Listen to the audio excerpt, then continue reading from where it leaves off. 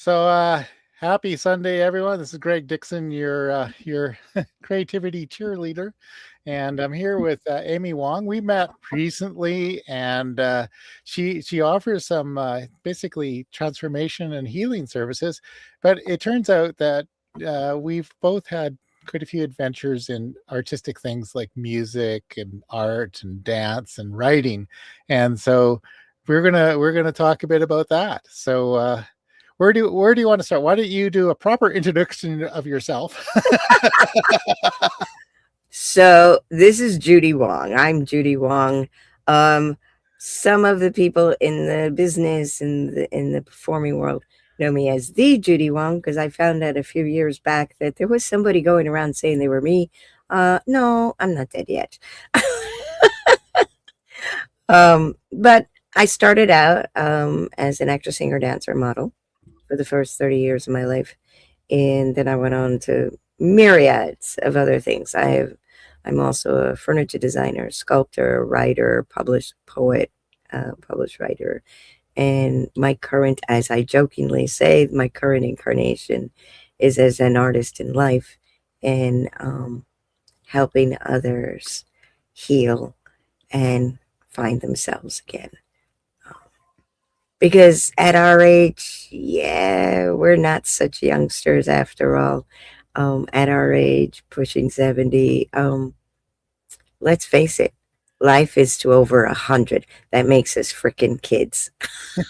Well, I think you and I share this. I sometimes say I don't know what I want to do when I grow up, but apparently I don't have to worry about it. I'm not growing up anytime soon. There you go. That's what I say. I said, so it was funny when I had my first child. My best friend, who was an actress and a bartender in New York, and everybody kept asking us when we were having our kids, and we used to laugh and go, "When we grow up."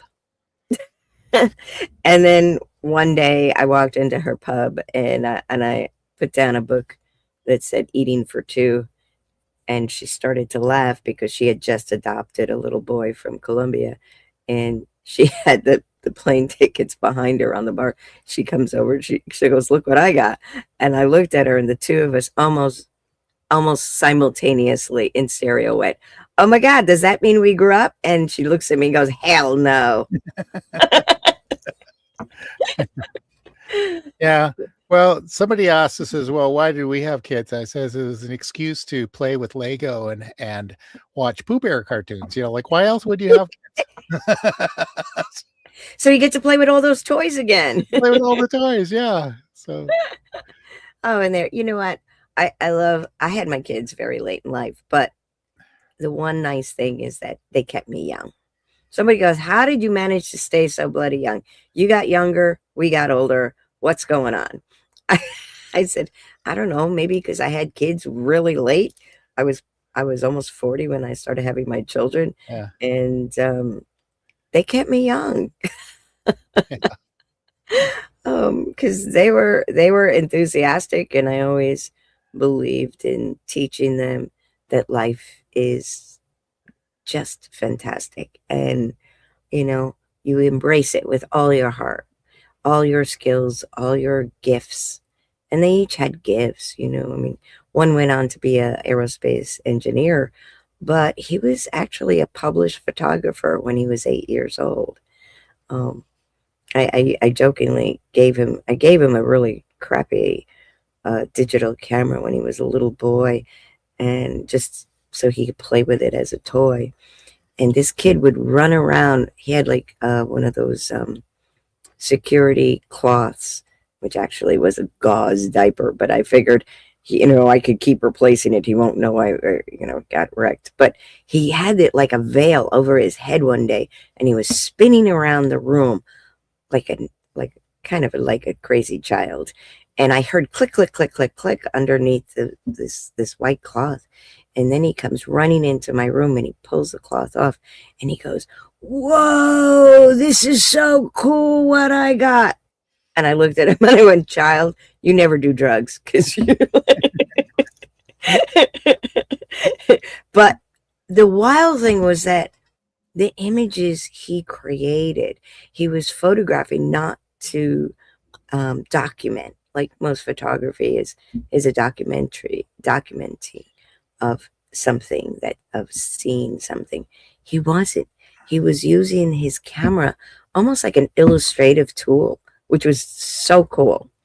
And when he started showing me these images, I was like, whoa, where were you when you shot this?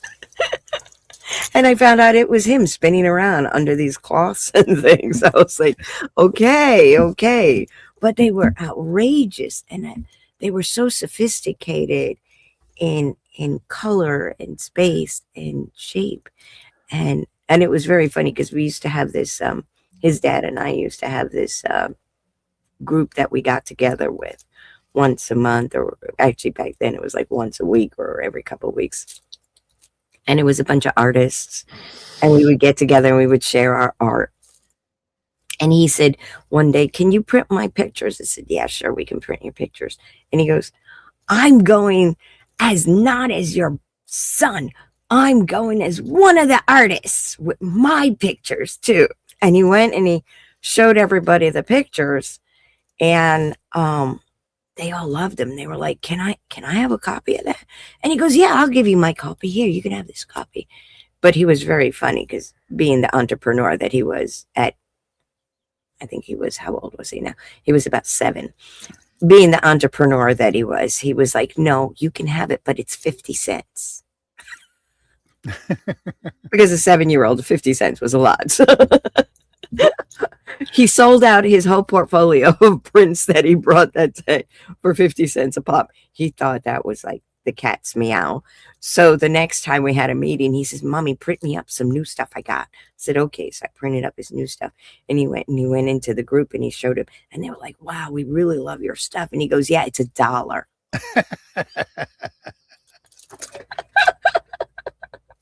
But you know what? It was his life. It was his heart singing, you know. Yes. And he was just so inventive. And when I think about children, because I used to teach children for the longest time, I taught them academics using the arts because I was an artist. And when I used to think about how much those children that I taught, the children that I raised, how much they taught me about life. You know, if you look at a child and you look at how they think about life, it's just mind-blowing. And, you know, sometimes as grown-ups, we forget how fantastic and magical that is. And we need to remember that sometimes. And when you see it through the eyes of a child, you know, I read something one time, you know, wisdom is not about growing old, it's about, if you really want to stay young, be wise in what you know, but continue to see the world through the eyes of the child. Because those are the eyes that are worth seeing, because they haven't been beaten up by the world yet, you know. So, and that's how I feel about art. Yes. You know. Yeah, I think I mentioned yesterday we have Anne and I had twin boys, and they seem to just be born knowing absolutely everything. So, you know, I don't think we taught them much of anything. We learned way more from them than we taught them. Yeah, I mean, when I think back on the, God knows I've been a teacher my whole life, but I mean, I used to teach the arts, but the first time I started teaching in an academic setting, which was a preschool. And back then, everybody said, oh, preschool is this hippy-dippy thing that's never going to take. So they would hire anybody to be preschool teachers, you know, who were teachers of any kind. And I got hired, and I didn't know how to teach academics. I taught art. So that's what I taught these kids, because that was what I knew how to teach. And as I was teaching these kids, they were teaching me. They were teaching me how to be a good teacher. They were teaching me about how they learned. They were teaching me about what they learned. And I would adjust my curriculum and what I was teaching them based on what they were teaching me, which is why years later, when I became a teacher trainer and a professor, I used to tell my students, listen, you are students as well as teachers. And your students are your best teachers, because that's what I learned. I got the best teaching to being a great teacher from my kids, because they were so smart. It's amazing. We forget about that. The children truly are so much smarter than we give them credit. Yeah. So we were talking about it. You were on the stage for many years of your life, and then you got away from music, and then you recently got dragged back into it. But I think you're having a lot of fun. Do you want to tell us a bit about that? So yeah, I stopped. I left the stage. I stopped singing. I stopped performing full time. I mean, I did a job here and there. It was really my son's manager was like, "You had a brilliant career. Why aren't you working anymore?" I said, "Because I'm not." And she kept saying, I'm gonna get you jobs here and there. I said, as long as it doesn't take up too much of my time. I'm a professor now, and so she would occasionally, I said, the job's got to be really worth it, or I'm not dragging myself out of mothballs. But, I did a couple jobs here and there, but not really. I mean, I wasn't looking for work anymore. And then I actually didn't get my college degrees until I was in my late 50s. I did start at a normal time. I went to college when I was 16. But when I was 18,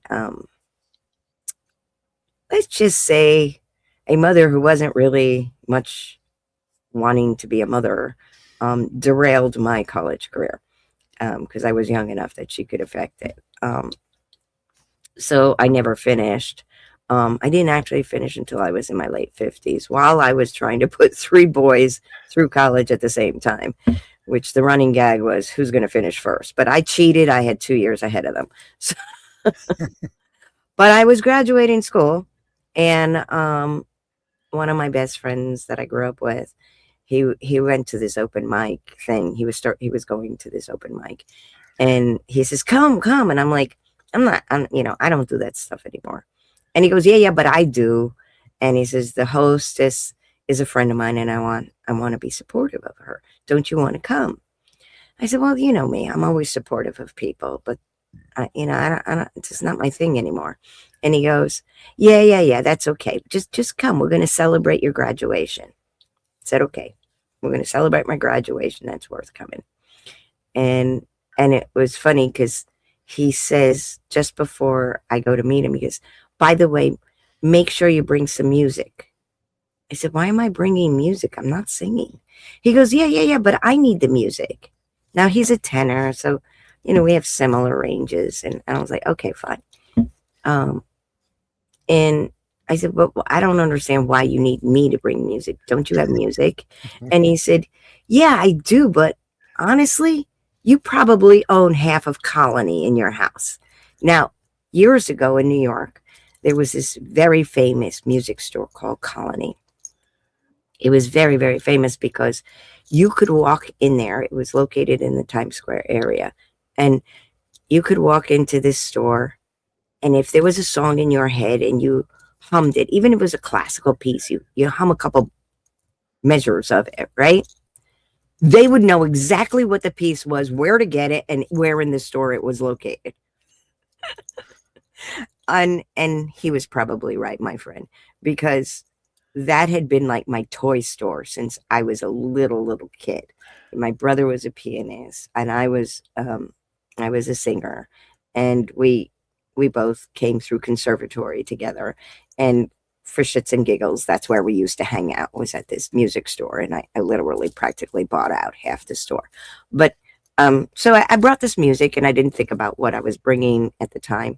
I just grabbed something off my piano, ran to meet this friend of mine, and handed him this music. And he gets me a glass of champagne. He says, congratulations, you graduated. I said, yes, thank you.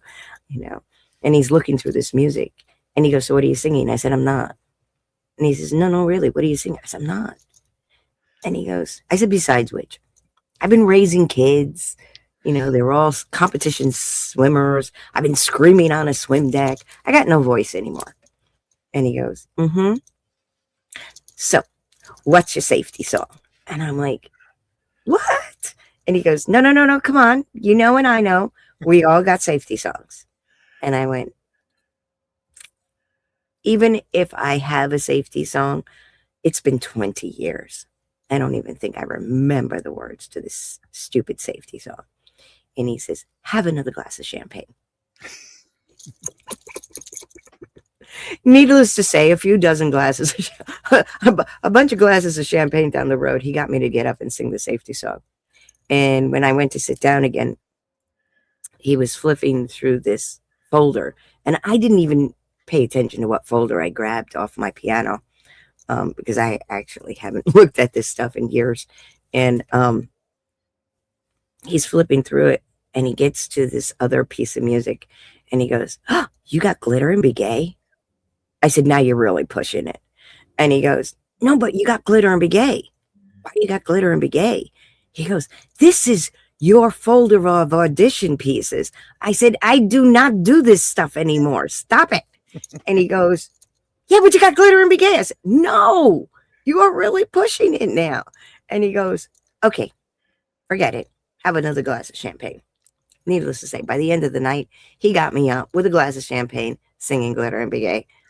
I don't know why I was doing that.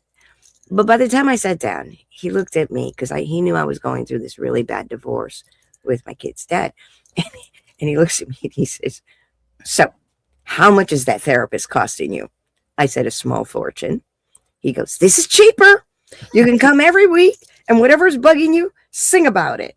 And it's not going to cost you anything. And if you want to buy a drink, it's only $5. I was like, and I laughed, and he goes, come on, be honest. You feel better, don't you? I said, well, yeah, it's true. And he goes, so let's do this every week, you and I. And so I did. And every week, religiously, I did my therapy at this open mic. And then COVID came. And at this point now, I had gotten remarried. I met this really sweet, what I thought, young man, who was, honestly, I thought he was a 40-year-old homeless guitarist. And turned out he was a senior citizen doctor. Who knew? But it was COVID, and I turned to my husband and I said, I'm not giving up my therapy. And they're going online. And I don't want to accompany myself on the piano. So you said you would accompany me. I'm going to hold you to it. And he looked at me like, look, I don't play that show stuff and the opera stuff and that weird stuff that you sing. I don't do that. And I go, so? And he goes, I'll make a deal with you. You learn my kind of music, and I'll play for you. So during COVID, he made me learn 2 3-inch binders worth of music. I said, I'm a musician, for Pete's sake. I'm a conservatory trained singer. I could sing anything. Just give me the music. Well, by the end of COVID, another friend of mine who also started an online thing in England, he's a teacher friend of mine who I didn't know was a famous folk singer-songwriter from the 60s. And he started a thing online too. And we were just singing to feel good, singing to make it through COVID. My husband was a public service doctor, so we had to work through that whole time. And I was working through that whole time. But it was healthy for us to keep singing and playing. And by the end of COVID, my dear friend in the UK says, by the way, now you are Judy in the doc, so get me a headshot. I'm booking you in the UK. And we were like, what? So yeah, for the next 5 years, we were performing in the UK until one day last year, a young friend of mine, he says to me, so Mama Judy, why are you not doing anything in the States? And I go, I don't know. Never occurred to me. We're just doing this for fun. And I mean, literally at that point, we had played the UK everywhere from Belfast to Brighton, from Liverpool to Glasgow and all points in between. And we're going regularly to Cambridge. And he says, it's time you do something in the States. So I was like, yeah, whatever. Now, I always keep a dream journal from when I wake up because I always believe that our soul spirit talks to us in our sleep because it's the one time our logical, rational brain can't talk and override us. So I always keep this journal. And it just so happened when this kid came to stay with us one day, I had this weird dream that my husband and I were performing. And I had written it down in the journal. And the journal was sitting there on my table when he came over, my friend. And he says, what's this? I said, and I had this weird dream that Henry and I were performing. He goes, where? I says, I don't know. Let me think about that. I think it was like the Green Room 42 or something like that. And he goes, oh, well, why are you not doing it? I was like, it's just a dream. It was just, this thing that was in my head. And he goes, uh-huh. Okay. A couple of weeks later, he calls up and he says, well, I think I got some dates in January. Do you want it during the week or maybe a Friday? I said, what are you talking about? He goes, Green Room 42. I said, are you serious? And he says, yeah. I said, well, if you're going to do something there, Fridays are probably better because it's when, us older people who are working can make a day, go out. And he goes, okay. She calls back another week later. He says, by the way, you are now booked. My husband and I were like, what? He goes, yeah, you're booked. I got you Friday night. You got the headlining spot. Get it together.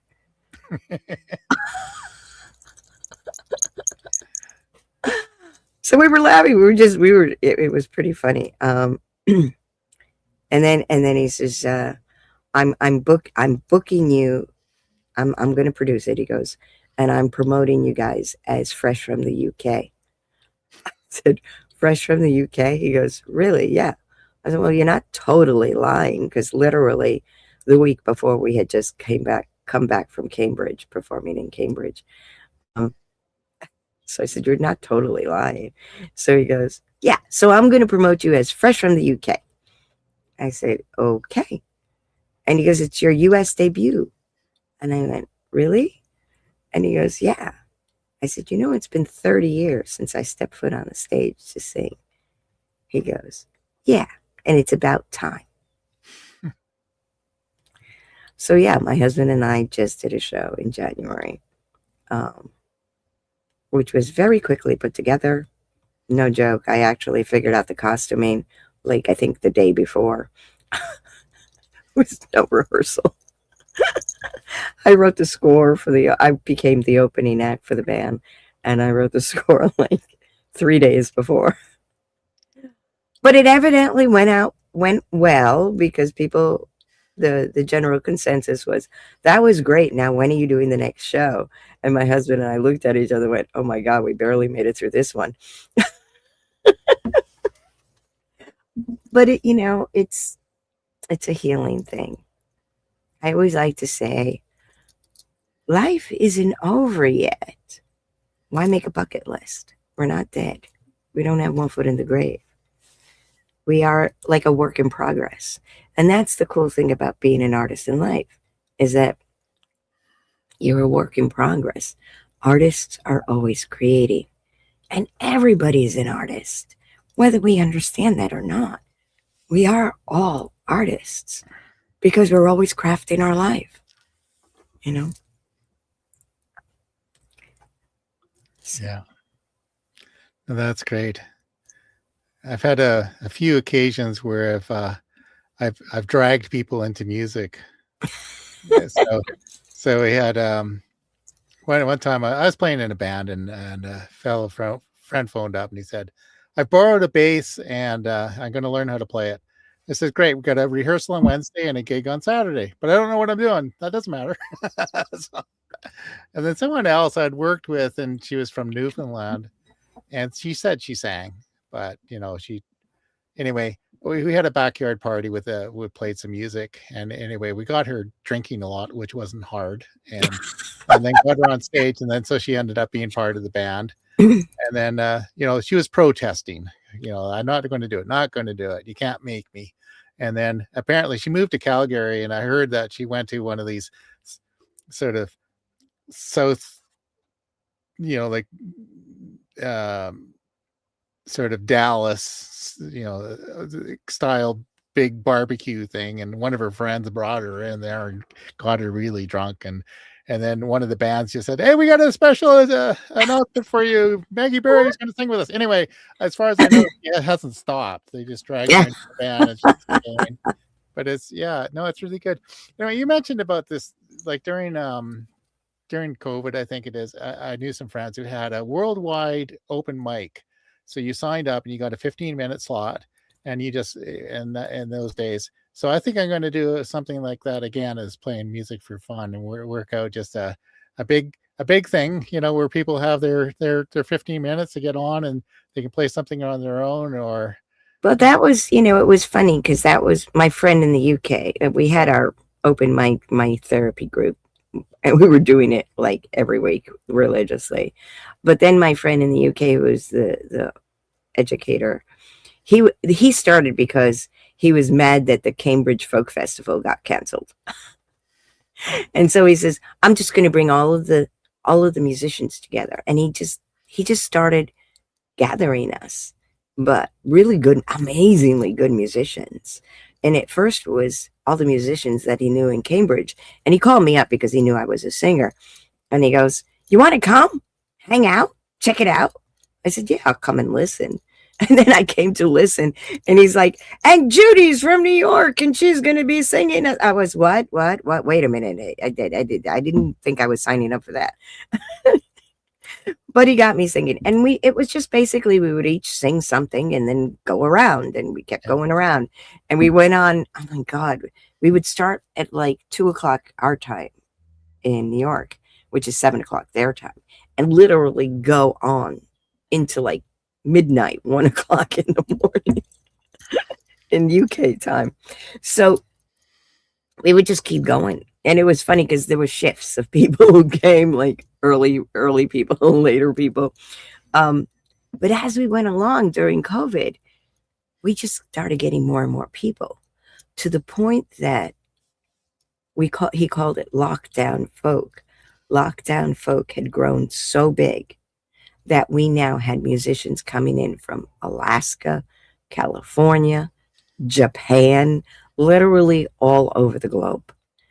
And it became the most wonderful celebration of music, of hope, of life, in a time when the world was trying to tell us everything's all over, It was a place that everybody just came to celebrate each other, and we became best of friends.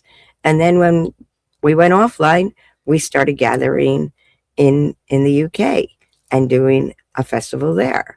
And it was wonderful to see these people, and they literally flew in from all over the globe. It was kind of nice. And when you think about the healing property of that, it kept us alive. It kept us feeling good and strong and hopeful, and not feeling like the world was coming to an end, which was a really good thing. No, that was a good thing. I think during art, all forms, like music is, I think my thing is, I think we're born musical, and everybody has some talent and they can do it. It's a part of our lives. Like, you can't watch a movie or a television commercial without there being music in there, and it's very, very powerful. And I think we talked a little bit about writing. Like you said, you write a journal, and I think writing can be very therapeutic or healing, enlightening. Even if you're not publishing it, you're just writing it for yourself. Write a journal, get your ideas down. Artistic expression. I think probably quite a few artists thrived during the COVID because they didn't have any distractions. Just stay home and paint or draw or do something. Oh, that is so true. I mean, when you think about my husband and I, when we met, it was really kind of funny because he was like, no joke, he was playing in a rock and roll guitar. He was playing a guitar in a rock and roll band, a local rock and roll band, which is why I thought he was a 40-year-old, because he doesn't look his age either, no more than I do. And it was pretty funny because I thought he was this kid. He thought I was a kid, which was amusing. But when we finally went to dinner, we realized we didn't know how to have a conversation because neither of us had been with anybody in over 8 years. And both of us were quite actively trying to stay as single as humanly possible for the rest of our lives, because both of us had come out of somewhat abusive, traumatic, long-term marriages. And when you think about what saved his life, and when he moved in with me, he had like a whole stack of notebooks that he wrote in, and that's what saved his life. And I thought about that when I was young. I mean, honestly, by all rights, medically, mentally, physically, I should either be dead in traction or the Bionicle Woman at this point, but I'm not. But when I was 12, I was diagnosed with a barometer old age body. When I was 16, I was diagnosed with an ulcer and a near nervous breakdown. And at 18, I was told, get your act together or we're going to put you in a hospital. When I ran away to college in this place that was so isolated and so the absolute opposite of the city of New York, that literally they said, God bless you at the other end of town if you sneezed. It wasn't even on half of the maps of the United States. It was pretty funny. But while I was there, the school had me in therapy to try and get better. And I remember my therapist said to me, he goes, all these books that you have, these journals, keep writing in it. He goes, because honestly, that's what's been saving your life. And it will continue to save your life. Just keep writing. And I wasn't looking to publish or anything. I was just writing poems, writing stories. I am a published writer now. I am a published poet. But back then, it was just writing to save my own life. And it is so important because it gives you space. It's a place to express what you can't say to others. You know, it's a place where you can reflect and say, is this something I need now? Can I let it go? You know, it's a place that as you grow and you are getting better, you can see that you are getting better. Look, I was in this place. I am in so much better now. So when things go bump in the night, like I talk a lot about sacred sidesteps and divine detours we have in life, because God knows we do have them. But when you have them, it is a place where you can look again and say, well, yeah, here's this divine detour that's kind of throwing me off my grid or off my mojo. But look where I came from. And look how I managed to heal myself. And look where I can grow. And so writing is so important. It is really important for your soul. Which is why even when I work with people now as a healer, I make my people write. They have to write every day. Because it's important. And it's a place that's safe. A place that is your soul, spirit talking. Not that crazy logical brain that likes to get involved.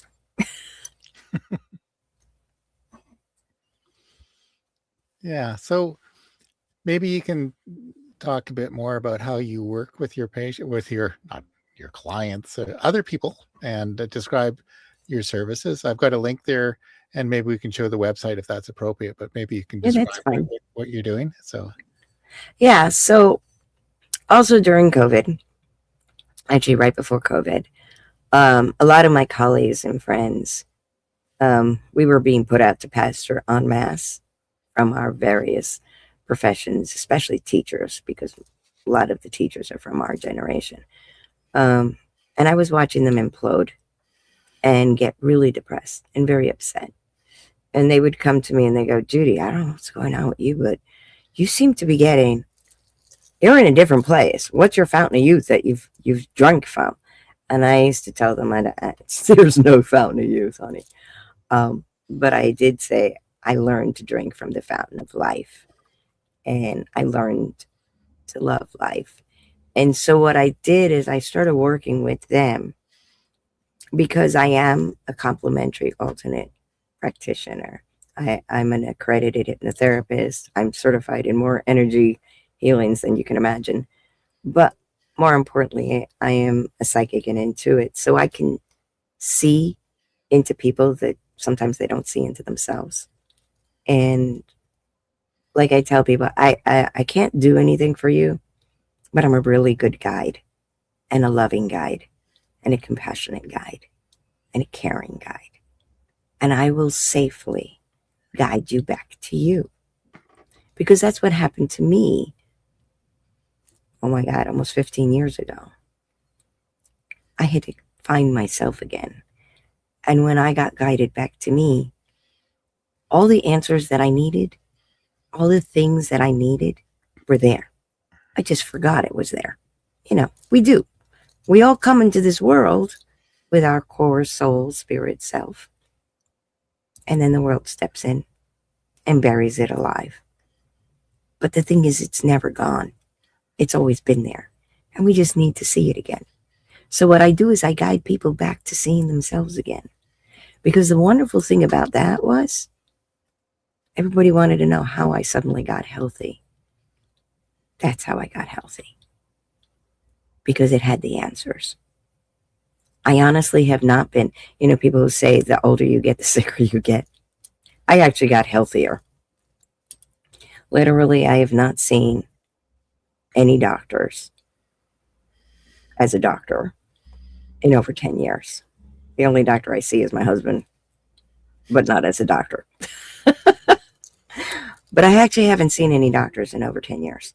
And I literally have not been sick with anything so much as a cold in over 10 years, which is a miracle for somebody like me who was so horribly sick into my late 50s. But honestly, when I tapped into me again and saw my soul, spirit self again, and embraced that and allowed her to be my North Star to tell me which way to go and what I should be doing, I stopped being sick. My ulcer, for the first time in over 40 years, ceased to exist. My barometer body that, God knows, I kind of miss it sometimes now. I don't know when the rain and snow is coming anymore. But my barometer body ceased to exist. And I just stopped being sick all the time. They talk about in The Secret, that movie, about the secret and the abundance and the law of abundance and all that. But the secret is you. That is the secret to the secret. And that's what I learned. And that's what I do now with others. And so I was helping my friends find them again so that they weren't defining themselves by their last job or their last relationship or their last whatever that they were doing, but defining themselves by themselves again. And the miracles that I saw happening, literally, I had a friend who she went from not being able to sit up in a Zoom room to walking up and down stairs without pain. And she said, this is weird. I'm walking. I'm not using anything. No walker. I don't have to be carried anymore. She had a fold-up cane that she kept in her bag, just in case, which I thought was pretty funny. The wild thing is I saw her recently, and this was almost 5 years ago when she started working with me, but I saw her recently, and she was singing and dancing in a musical. The woman who couldn't get up and walk. The woman who was diagnosed with chronic severe depression. The therapist did not know how the depression suddenly disappeared. The woman who was struggling with her relationships with her children and her grandchildren and her husband. All of a sudden, they were healed. I mean, when I went to see her in this musical, they were sitting in the audience cheering on their mom and his wife. What a shift. And it's all because she found herself again. So during COVID, when all the things were going on, my husband and I, it was sad to us because we saw a lot of people who were just like us, vibrant, productive, young at heart, healthy, strong, buy into all of the rhetoric that we were old, and they locked themselves up. And what broke my heart and broke my husband's heart was that when they finally emerged, they came out in wheelchairs, walkers, or dead. And we had not experienced that much loss since the AIDS crisis. And that's when my husband said, it's time you do more. Especially since during COVID, the university saw fit to put me out to pasture too, because I'm so young. And my husband said, our people need you. We can't have our generation walking towards their death en masse the way everybody wants us to. He says, you got to do more. So yeah, I started working with more people, larger groups. I have a weekly share circle wellness that if you contact me, you're welcome to come to it. We get together religiously every week for the last 5 years. We started on the Mind Valley platform organization and have grown into ourselves. But what I do now is I guide you back to you. Because the truth is, people are living to 100 or more. And so how could you say you know how long a life you're going to have? You have no idea. I mean, if you asked us back in the 50s, people weren't living to more than like maybe 80, very rarely to anything over 90. I mean, to the point that literally the president of the United States called you up if you managed to hit 100. Nowadays, think about it. If somebody says, oh, my mom just hit 100 or 106, what do? We go, cool, when's the next party? So you don't know when your life's going to come to an end. So why are you living your life for your death? So what I teach people is stop living for your death. Start living for your life. Because it's a hell of a lot more fun to live for your life than your death. And honestly, you have no idea when the death is going to come. I have worked with people who are diagnosed terminally ill. And the truth is, they will continue to live indefinitely if they don't buy into the doctor's death date. And in every case, when they do choose to cross over, it's always been because they made a choice. It's not an inevitable. It's your choice. Do you choose life? Or you choose death? I just think life is a hell of a lot more fun.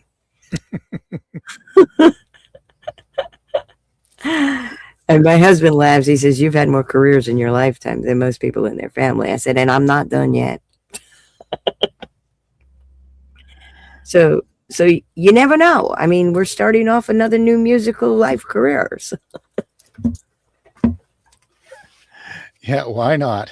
Why not? Yeah, that's great. Live your life. There we go. And yeah, no, this has been great, fabulous. And I'll send you an invitation to the first international online Yay! What do you call it?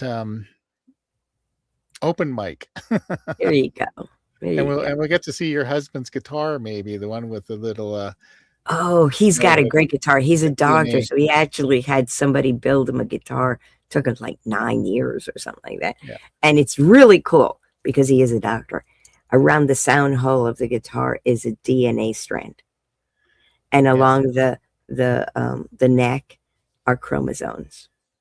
Which my middle son, when he met my husband for the first time, was so excited about, because my middle son is a biomedical engineer, and so's his wife.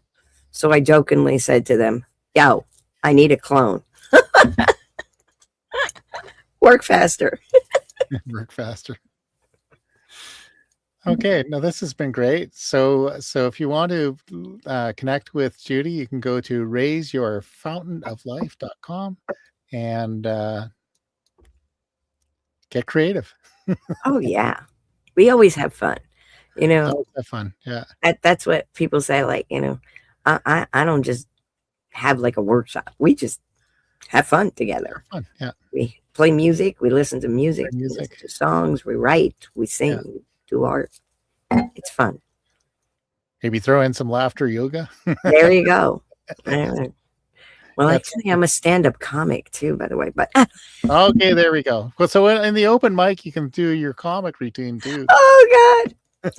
And that was another thing that I had not done in, like, oh my God, almost 40 years. I had done stand-up when I was married the first time to an Orthodox Jewish family.